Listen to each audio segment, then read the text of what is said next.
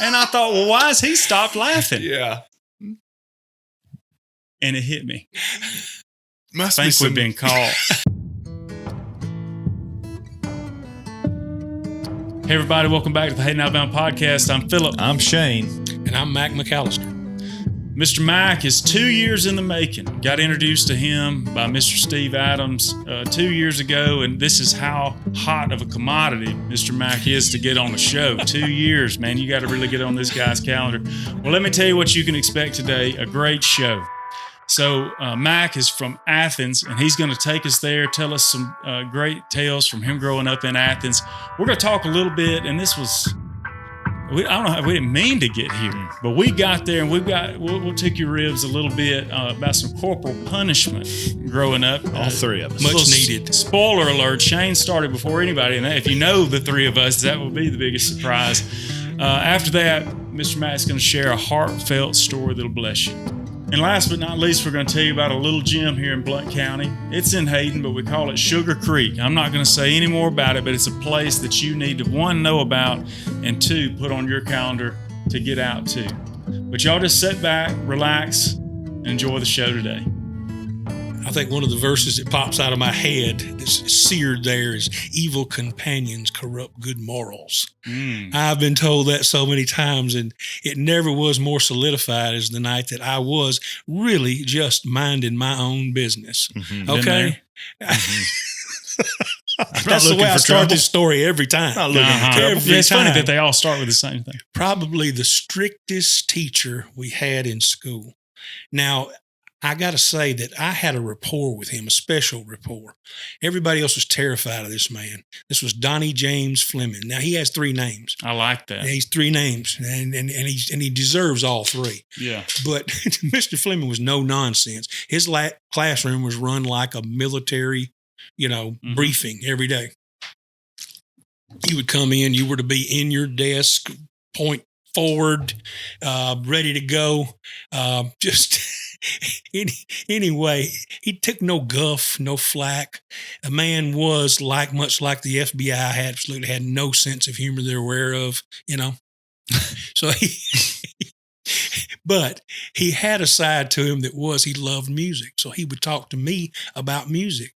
He found out I played a little guitar, and he played a little guitar, and it was this softer side of Mr. Fleming nobody had ever seen. And by gosh, all of a sudden he's kind of attached to me, which I felt a badge of honor, really, or something thrust upon me to kind of detach myself from this man, because I'm becoming uncool with the rest of the people that absolutely hate him.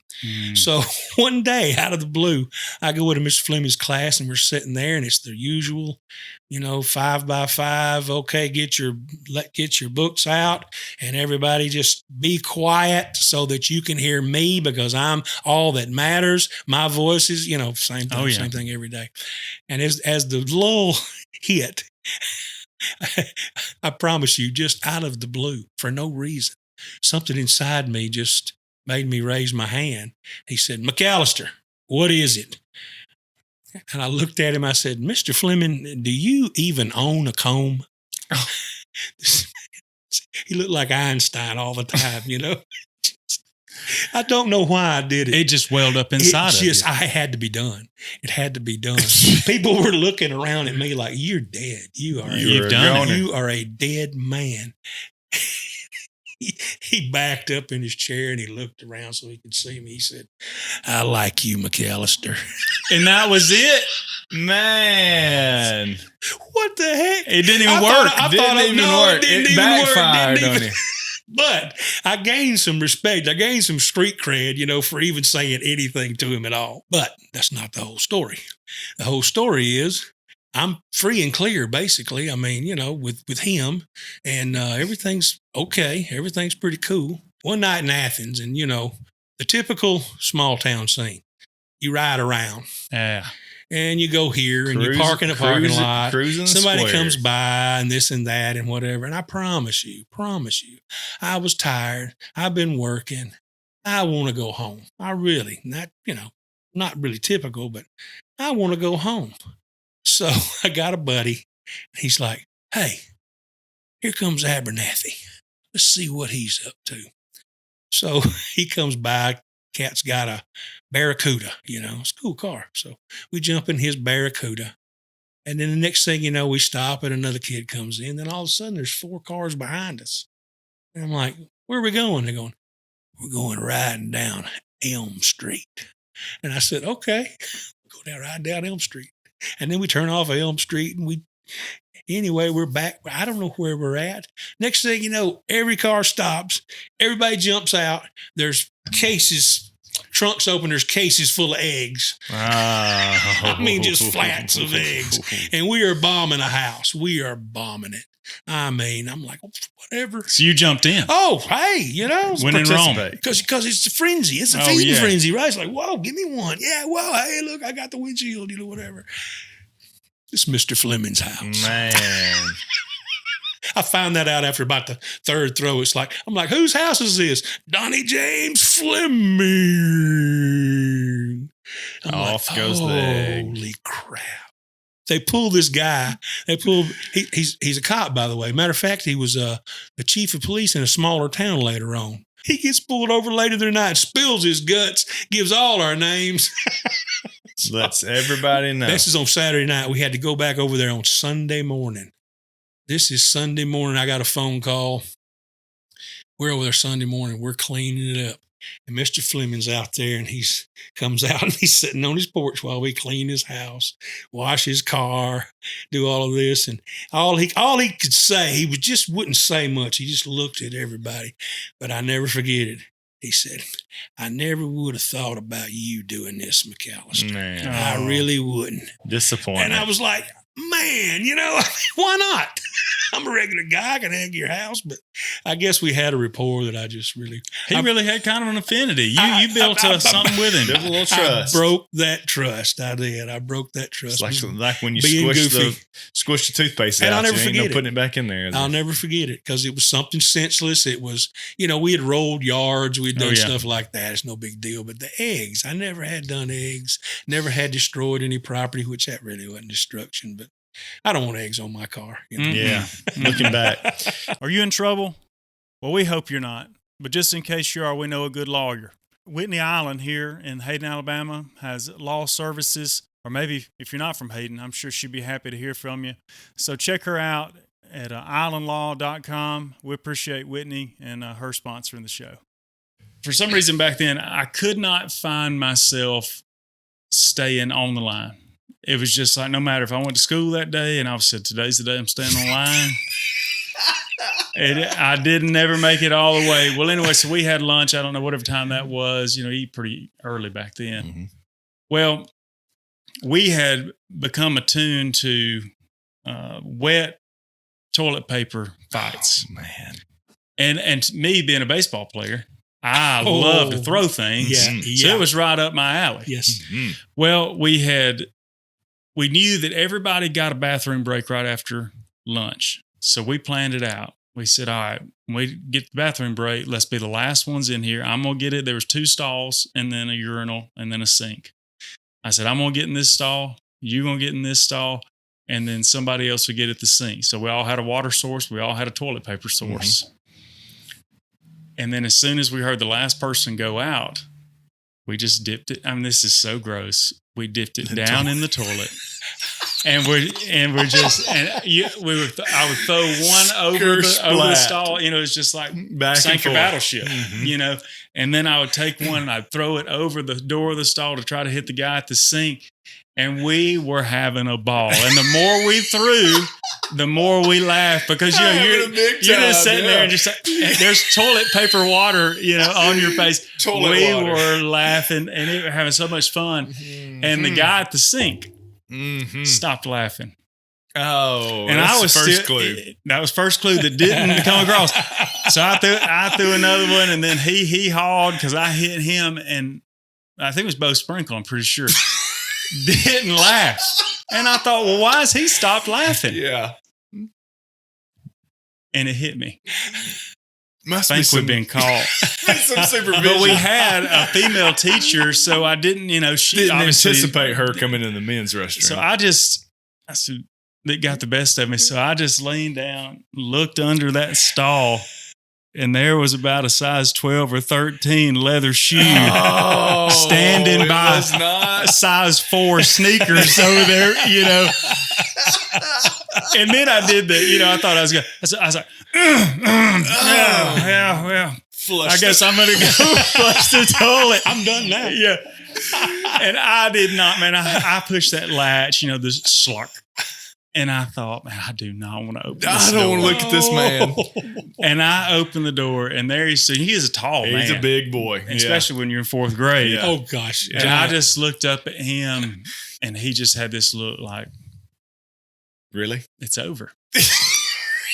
Y'all are done. And there's little toilet paper balls all over the floor, And he just said to my office, and Jeffrey Anderson was the guy in the other stall. And Jeffrey just took his time and slowly came out. Well, we went in there, and we're sitting in the principal's office, which not a place you want to be. No. Not and we're sitting there with our feet dangling, on the chairs, and he's telling us how disappointed he is in us. And he said, but I'm telling you, y'all are getting 2 licks for this. Mm-hmm. I'm not going to suspend you, but you're getting 2 licks. And so I want to go first. I'm the martyr. And so he sent Jeffrey out, and he reaches in his drawer, draws out a paddle that seemed to me this long, back then. Yeah. With holes drilled in it? No holes. We had the... Yeah. No. Holes. Yeah. Later on, I got one with a one. Purposes, yeah, I did get one with sure. holes later. But I remember he said, just put both hands on the desk and lean over. I thought to myself, how did I get here? We're here now. I've had a lot of whippings in my whole life. Yeah. I'm not used to it. It's not like this is a first. Yeah. But I look out of the corner of my eye and I see him draw that thing back, and man, he brings it. He just wanted to really teach us a lesson. He lifted me up with that first one, and I was just sitting there going, "Don't cry, don't cry, don't cry, don't cry." And he brought the second one, and then he was what was kind of cool about it, even though as mad as he was, he said, because I think in his mind, being an adult now, boys being that's boys. just boys being boys. And he said, knew you were having a ball. He said, I'm disappointed that you did this, but I really don't think you're going to do it again, are you? And I said, tears are just, my eyes are totally glossed over tears. I said, no, sir. And I tell you what, didn't do it again. Never once. That particular thing never happened That again. never happened again. And I'll never forget it, buddy. That was a tale. No more toilet paper battles. That was super gross. You're sitting there throwing toilet paper water at each Here's other. our lesson for today, though. Corporal punishment works. It absolutely works. I don't care. And we're talking about common What things. anybody We had, says. 60s. You're talking 90s, maybe. This was early. 80s. This was, that would have been probably 92, 91. Okay. So I'm saying 20-something years difference in our experience at that age. It was basically the same, it sounds like. It worked to death. It started. And it worked. That's what I'm saying. It worked then. It worked for a long time. It would work now. Yeah, kindergarten, Miss Linda Parker. Ooh, really? Miss Linda Parker. Sure enough. She was my kindergarten teacher. So this was prior to her moving to administration. And again, now that you've got children, you hear some of the stuff come out. I had a difficult time, as my son says. My temper is harder to keep. Sometimes that's what he said. Sometimes my temper is very hard to keep. Well, I had a little temper at a very young age. Now this has since changed. You really got to get me fired up to get me to lose my temper. I'm trying to think of a time you lost your temper. Go ahead. You're telling the truth. Thank you for that. I worked diligently. You've come a long way, son. I've come a long way since this kindergarten class with Miss Linda Parker. Congratulations. I can't wait to hear it. Maybe I should wait to tell this when Miss Linda. We need to get Miss Linda on. I'm going to tell it. Yeah, you're going to tell it. Matthew he'd been getting on my nerves all day. We're friends, but you're just getting on my nerves. And I was using the blue pencil or the blue crayon. Mm-hmm. Well, Matthew decided he wanted the blue crayon, and he grabbed that crayon, and when he did, it snapped. Well, guess who also snapped? I snapped. You've broken my blue crayon. And I grabbed that boy by the shirt, and I just jerked him towards me. Okay. And when I snatched him, that button flew off. That polo button's gone. When the button come by me, that's when I woke up from my rage. I came to myself and I just patted him back. Okay, I've got my point across. Well, he realizes his button's gone. The water fountain. Oh, he just cuts loose. Oh, My button. Miss Yeah. Linda come over there and said, "What just took place?" Well, Miss Linda, Miss Parker. I told her the whole story. Well, she said, "Shane, you cannot put your hands on people." I understand that, Miss Parker, now, but in that moment, I felt that was the proper recourse. It was not. She said, "You're going to have to go outside. You're going to get one paddling for this." And I thought, but looking back, I know where that came from. I assure you, he had already had probably numerous conversations with Miss Parker. Oh, yeah. And said, if this boy does anything, you better light his backside up, and then I'll deal with it when he gets home too. But that's standard too. Standard that was practice. standard when I was. It was a standard Yes. So when I got home, of course, Mom and Daddy already knew. And that's what I dreaded more than anything. Oh, yeah. Bus ride home's horrible. Yeah, I took that lick. Got through it. It's fine. That bus ride home, man, Daddy's going to get me. I know he's going to get me. I'm going to have to tell him, first of all, of course, how was the day? How did the day go? It was fine. Everything was fine. This was a great day. Was it a good day? Did you have a really good day? A little pressure. Of course, I had to fess up because they already knew anyway. And I toted another one. That was my first one. Wow. If you're in the market for a new house, I want to tell you about our latest sponsor, Vantage Plus. So they're general contractors. They specialize in new home construction, but also they do some dirt moving work. So clearing land, making roads. Y'all check them out. We'll make sure that we link the website and the phone number in the show notes. I never feared my father getting home and punishing me compared to my mother's initial reaction to anything. Really? So Dad has his friend, and he tells stories. They were in the Navy together, and there's just a blue million stories there. But his name was Larry Looney. Okay, that ought to tell you everything. That's a good one. Larry Looney. Larry Looney. Looney is what he's called. So one day Looney comes by the house, and just so happens as Looney pulls up, and he's always coming by our house because the county line and the beer store is on that way, and he comes back. He'd stop by and talk to Dad. Dad had quit drinking at this time, but Larry Looney would sit on the hood of his car with a 6-pack of Schlitz, and he'd do about 3 or 4 of them before he got back in the car and went back to the beer store because he done drank too many of his to go home and get some more. That's the 70s. But so Larry pulls up, and I run by and go, "Hey, Mr. Looney." I'm in full stride. Right behind me is my mother. Oh, my So goodness. Larry Looney gets to sit on the hood of his car. I noticed he kind of slouched down and kind of started drinking his beer. I got something to watch. I'm running around every now and then. He go, "She's right behind you, Michael. She gonna get you." He's like, cheering you on a little bit. "Slow down, Chuck. You can catch him later." Something like that. I mean, I don't know how many laps around the house, but that was the dynamic between me and my mother. She had something in her hand. Who knows what it was? Whatever she could find. Yeah. Back when, I could get my mom in trouble. Back when, ashtrays used to be this long, and they would play rook, and Because everybody had to have space. And the little lumps on it was like 20, and so in the middle, and this one happened to be a black leopard. Stretched out, and in the back of the leopard was the ashtray and all of these things. Well, at one point, my mother had that in her hand chasing me around the house one time. Holding it by the tail. Are you serious, It was going to come, never upside my head or anything, right. but yeah. And she would sacrifice the ashtray. It did not matter for the sake of retribution. Yeah. So that's legit. Mom in this case, I think had an old hoe handle. I'm pretty sure, because we were outside working and it's garden time. And I cannot tell you to this day what I did. It was probably along the lines of eyeballing or backbiting or mouthing off or something, Popping off, we call But it. I took off running because the look in her eye was, if she catches you, oh yeah, you're dead. And so Larry Looney, till the day he died, and I wasn't around him a lot then, but he would just laugh and tell me, he said, well, I got a good show one day coming by your house. no doubt. He had no idea. It's free.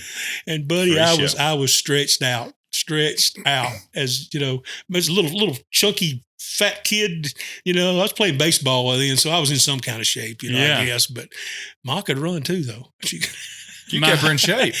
My favorite part is that you took time to acknowledge him and say hello as you were running for your life. Mr. Looney. Hey, Mr. Looney. Here I go. Full stride. That's fantastic. Every day happening. Yep. It's not abnormal. It was not out of the question to be, do I laps. understand that. Do laps with a crazy woman after you. Love That's you, Mom. Yeah, love you, Mom. Thank you for that. Thanks for keeping me straight. Yeah. I'd have been dead and should have been by her, but I would have been dead by now if she had to straighten me out. She saved you. And that's good lessons. Yes. Buying or selling a home should be an exciting and enjoyable time. One thing can position you for the best outcome, and that is experience. The team at White Real Estate has many years of experience in helping their clients maximize their sales and secure the properties and homes of their dreams. Give Darren and Rhiannon White, Caden White, or Ryan Love a call today and begin your journey on a pleasurable buying or selling experience. You had a significant event. You had something that you want to tell people about that changed your life. Yeah. Tell us about that. Yeah, and this is a long, drawn-out tale that can be condensed, but it started with me having a desire to go in the United States Marine Corps. A buddy of mine had already gone. He was a year ahead of me in school, and he had already upped and shipped off, and I wanted to go too.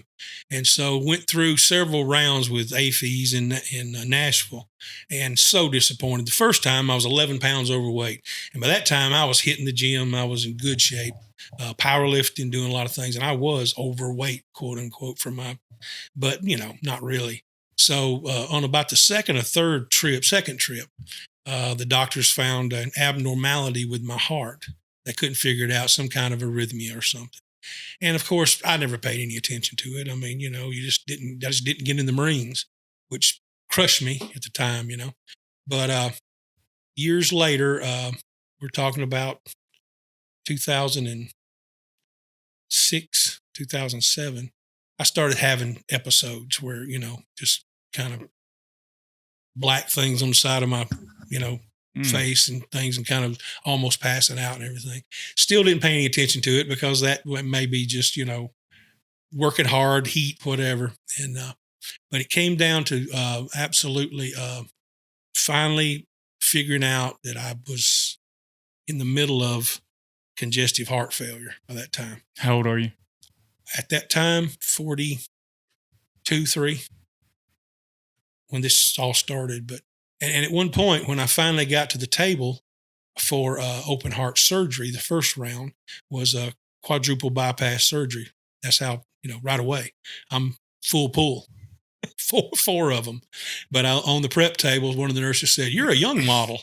We don't get your models in here a lot for this." I'm like, well, just lucky, I guess. Mm-hmm. But anyway, heart surgery and, hope for a future and everything. Do what you're supposed to do. And you do and you don't. The biggest scourge we have in this country is maybe not drugs or alcohol or anything. It's fast food. And I say that because, it's so convenient and it's so much sodium. It's not really food. And we all partake in it too much. And I'm not campaigning to burn McDonald's down or anything, but I'm saying we do that to ourselves. I did. I'm still worked out in the field, worked on the road a lot. So what else is there to eat? And it finally came down to a diagnosis of end-stage congestive heart failure. And that was just going to Birmingham. And the story with that is, and this is typical too, I went down and saw a doctor. I'll never forget him.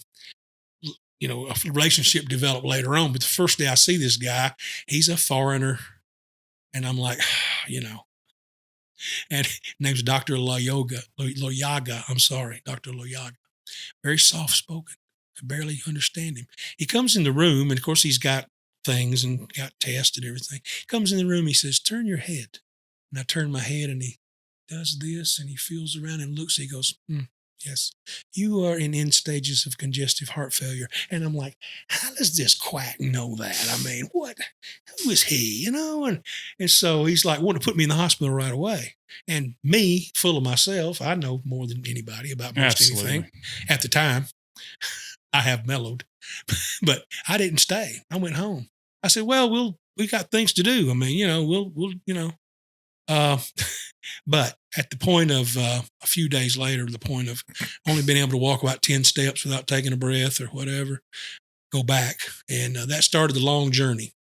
It is not anything that happens overnight. Transplantation is not for everybody, I would say, unfortunately. First of all, you have to qualify. I mean, you're checked out from head to toe mentally, mental stability, which I passed. Believe it or not, Shane, I passed. Thankful for that. But barely. But age, is a consideration. Overall health. You can basically not have much of anything else wrong with you to qualify for organs, certain organs. Especially a heart.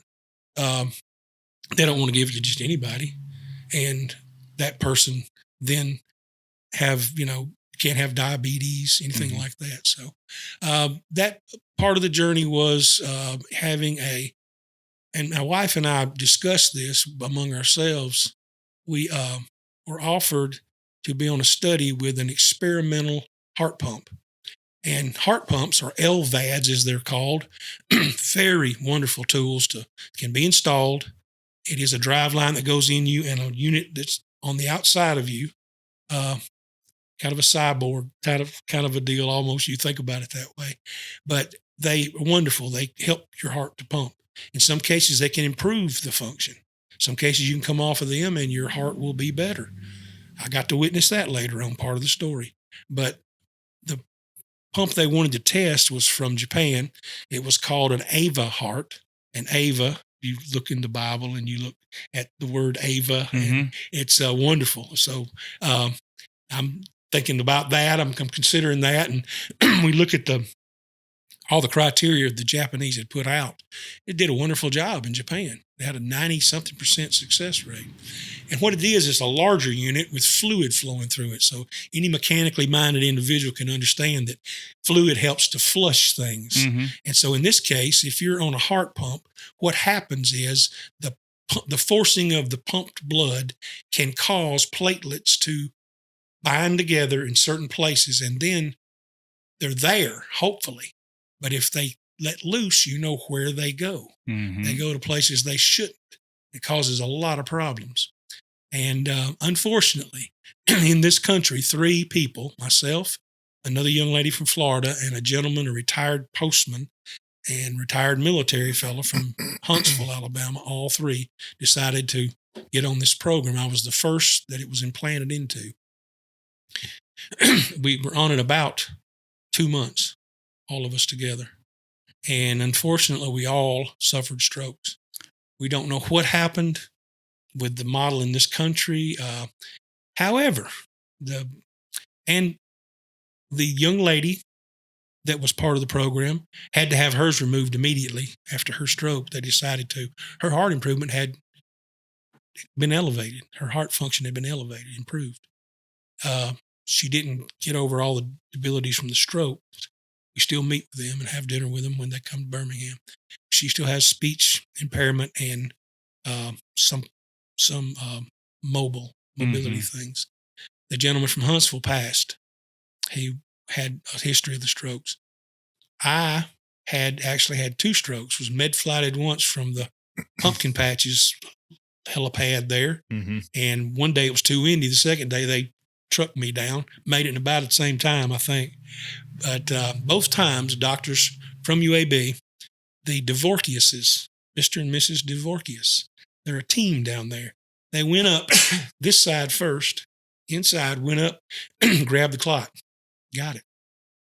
Second time, they went up this side and grabbed the clot, got most of it.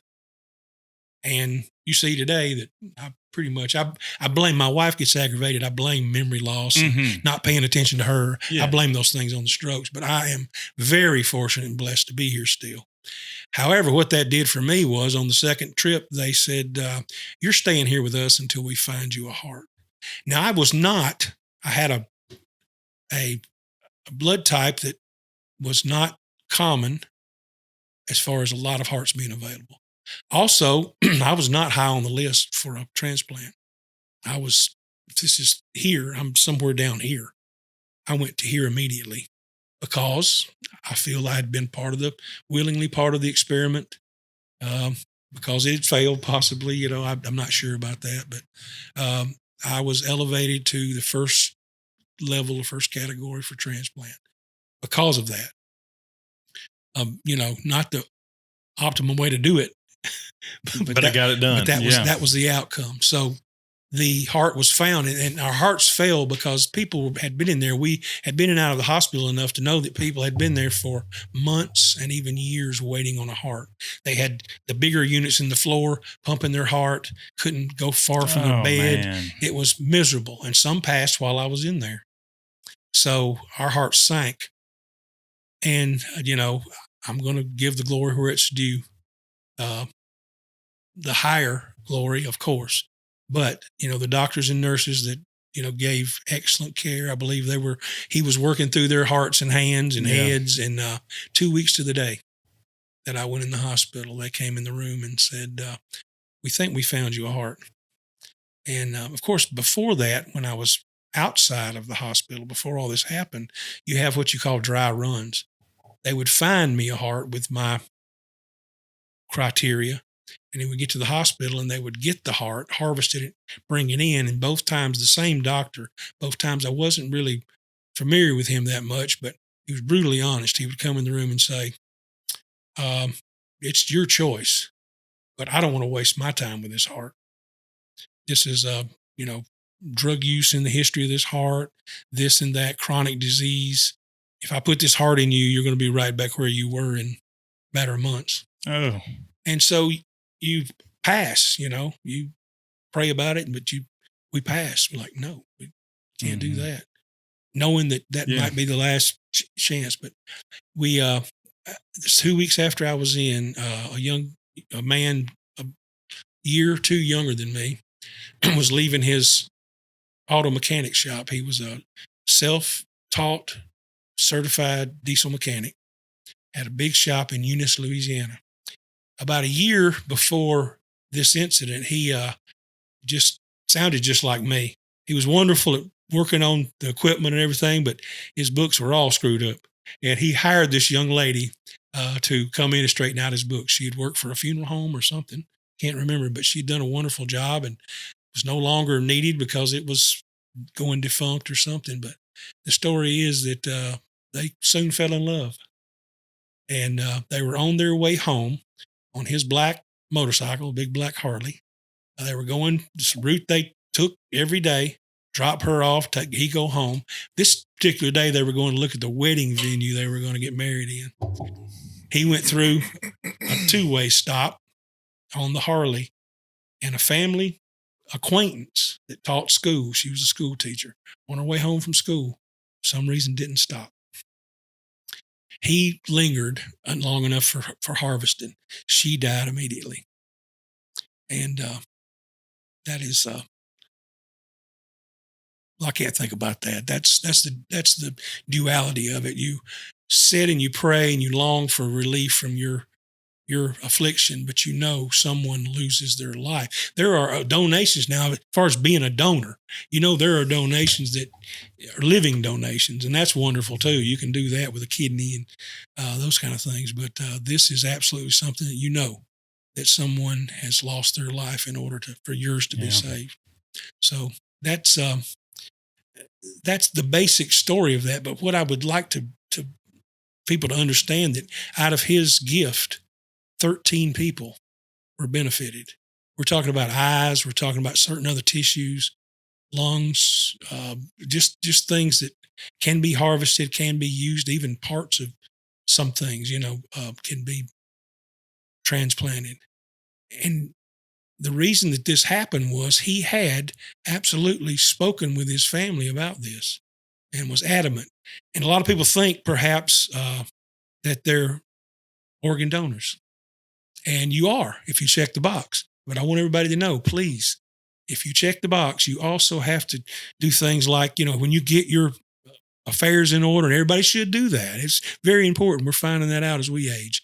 But tell the people that are your forward directive is, given to, your things are turned over to. Tell them what your wishes are. You are adamant about, I don't need these things, because we know how people feel sometimes, and we've got old-fashioned ideas about the afterlife and the body and all of this. And I know personally it's ashes to ashes, dust to dust. That's not gonna be used. So let somebody else use it, but make sure your family's aware, please. And that's why I'm sitting here today, and why we have other stories to tell about other things, Man, that's a powerful story.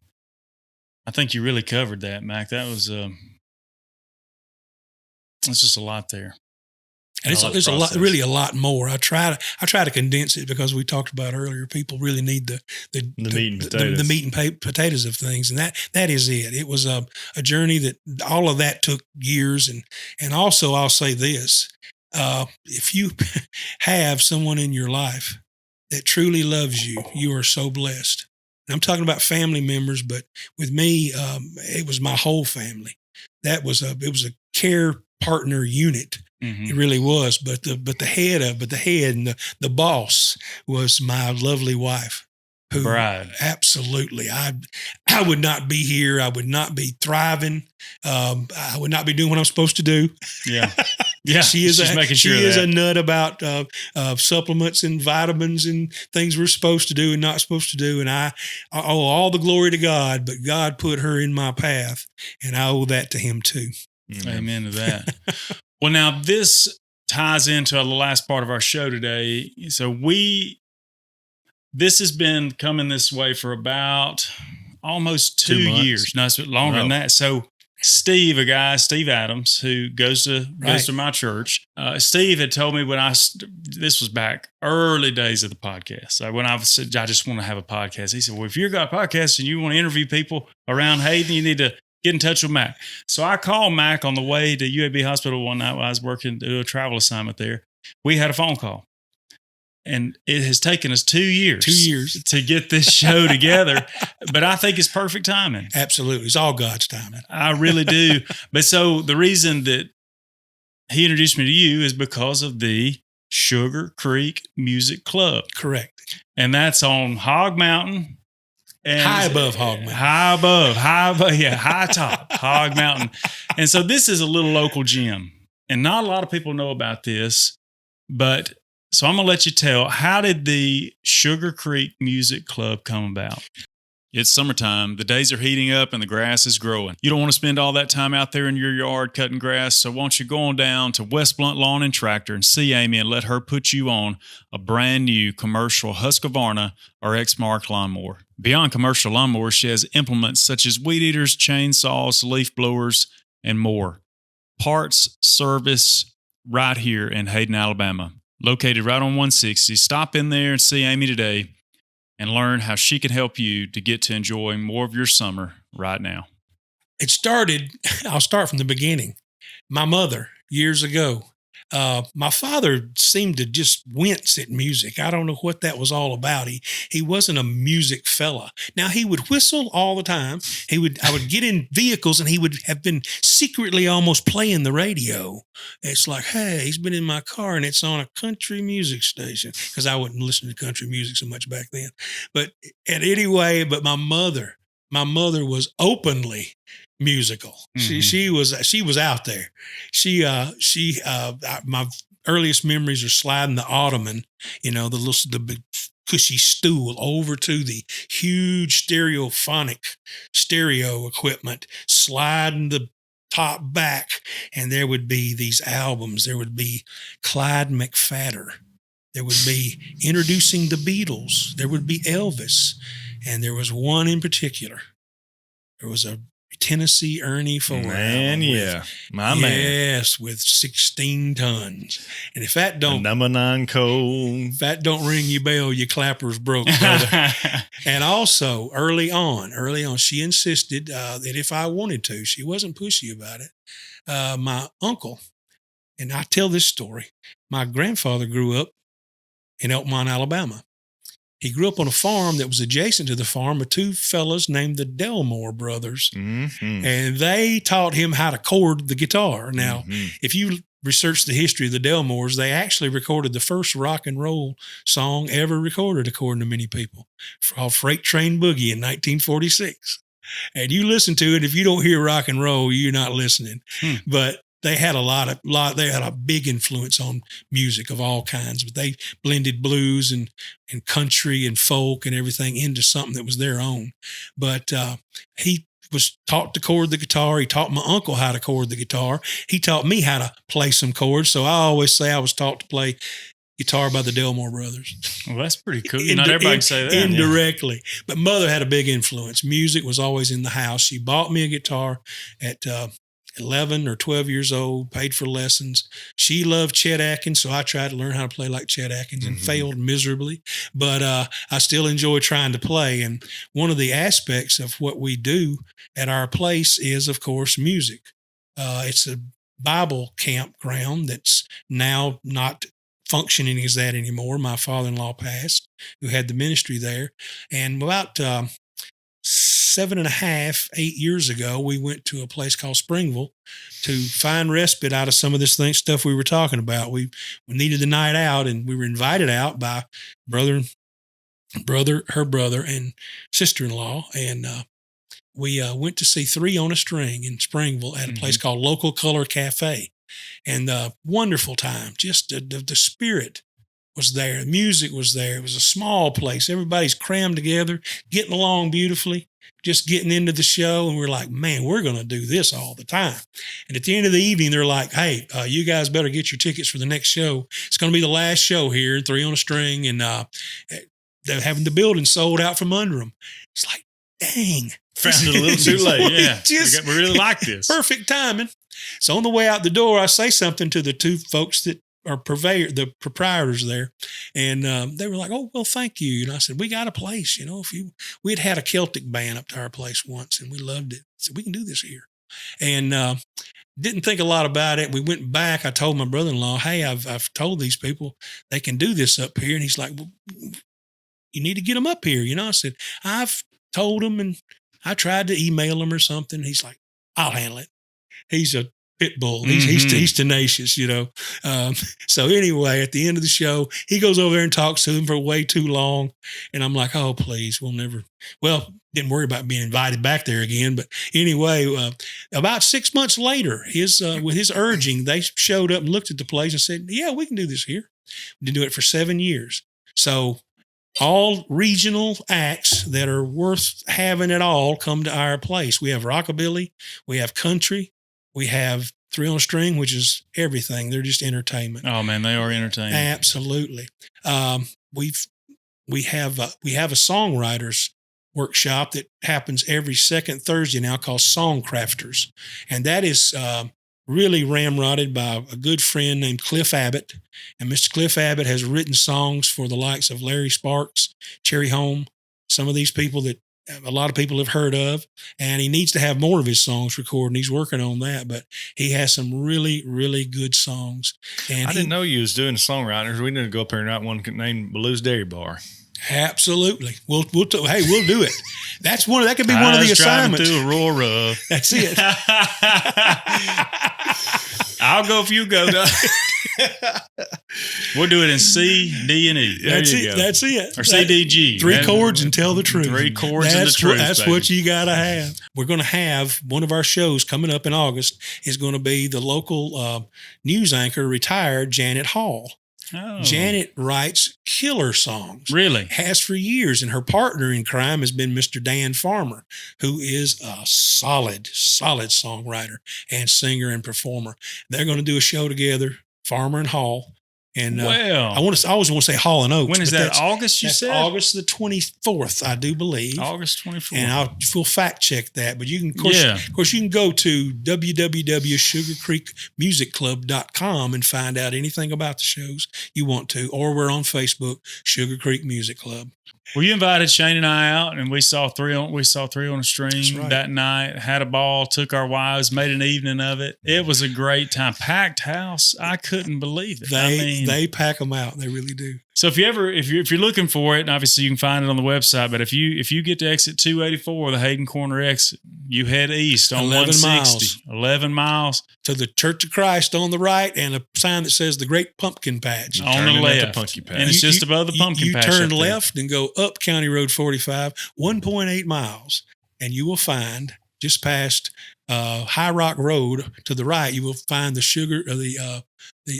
Camp Road sign on the left, and a Sugar Creek Music Club sign, or it actually still says Sugar Creek Supper Club on the sign. I'm not buying new signs, but it says right there on the road, and you turn in there and you'll find us. Just start listening for banjo music. Yeah, if you think you've turned down the wrong driveway, you're right. You're in the right spot. You just keep going. If you think you're not going to get there, you're all right. That's good times. Well, that's so y'all check that out. At least check out the website. Matt's got a great thing going on there. It's a lot of fun, and we're talking about a potential storytelling there in the future. We'll see. We will be happy for you guys to come up there and run that thing, please. We might start something. Please. We need something else to start, don't we? Can I get an amen? Amen. And my wife will agree that amens. My wife will agree that I need more to do, and all three of ours will unite over this one thing. She's holding her breath like when are you going to do that? Hey, that's exactly right. But we can get it done. Well, this has been an awesome experience. 2 years in the making. 2 years. And you've got a great story. Growing up, the heart transplant, man, that's a tearjerker. Seeing God work through that. Absolutely. And then continuing to work and using your place for the betterment of the community and other people. Yes. Good stuff. Absolutely. You just never know what you're going to hear on the Hayden Alabama podcast, buddy. Hey, we're a broad range of folks around here. We got and I'm the broadest. All of them I'm the broadest yet, I guess. Maybe. Well, I don't know. You got the best beer. Oh, hey. Also, book Santa Mac though already this year for December. There you go. Plug. Yeah, get it. Plug for Santa Mac. Yeah, but get ahead of the game there. Can we hear your best ho ho ho? Oh, that's solid. Merry Christmas. I didn't know you do it on the spot. That's good. That's good. You got to stay tuned, brother. Stay tuned. Well, again, surprises just keep coming. But this is Hayden Alabama Podcast. I'm Philip. I'm Shane. I'm Mac McAllister, Santa Mac. We'll see you next week.